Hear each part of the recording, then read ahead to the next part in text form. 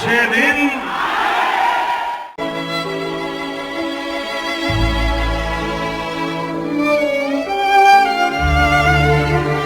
कल तक देश का भविष्य था मैं, आज खुद अंधकार में हूँ।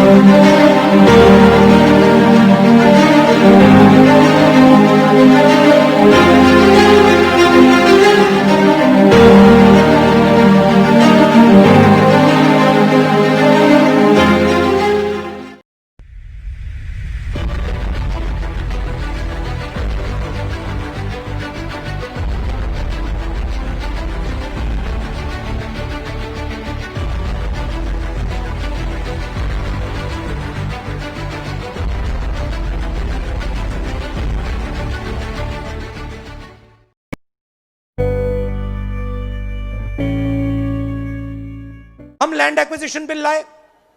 लैंड एक्विजिशन बिल में साफ लिखा था कि अगर आपने लैंड एक्वायर करनी है तो आपको किसान से पूछना पड़ेगा। अगर आप लैंड एक्वायर करना चाहते हो तो आपको किसान को 4 बार ज्यादा रेट देना पड़ेगा। नरेंद्र मोदी ने पहला काम क्यों किया इसको रद्द करने का? पहला काम लैंड एक्विजिशन बिल को रद्द करना है। क्यों? क्योंकि वो जमीन हिंदुस्तान की जमीन, हिंदुस्तान के आदिवासियों की जमीन, किसानों की जमीन इन्हीं 50 लोगों को देना चाहते हैं। पहले घर डुबाओ फिर सब बेच खाओ। वाह मोदी जी वाह। मैंने कसम उठाई है, मैं देश नहीं बिकने दूंगा। 2014 लोकसभा चुनाव के समय यह नारा शायद हमारे आज के प्रधानमंत्री नरेंद्र मोदी जी का था, लेकिन क्या नरेंद्र मोदी अपने इस चुनावी वादे पर टिके रह पाए? नहीं।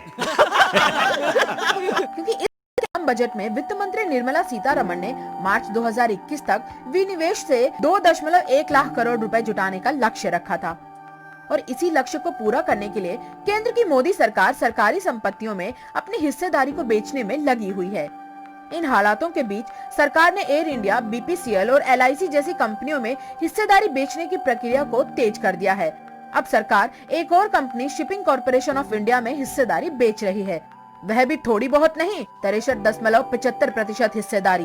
क्या मोदी सरकार 63.75% हिस्सेदारी बेचने के बाद इस सरकारी कंपनी पर अपना नियंत्रण रख पाएगी? व्यापार के हिसाब से देखा जाए तो बिल्कुल भी नहीं। इस पर पूरा नियंत्रण उस हिस्सेदारी को खरीदने वाले उद्योग पर।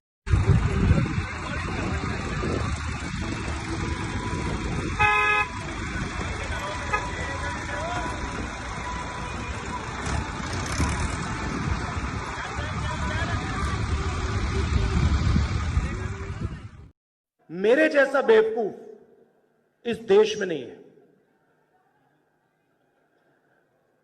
मैं इनको लाया, मैंने नरेंद्र मोदी जी को प्रधानमंत्री बनाया और आज मैं लोकसभा का सांसद। नरेंद्र मोदी जी मुझे एक शब्द नहीं बोलने देते, मैं उनके सामने जाकर बोल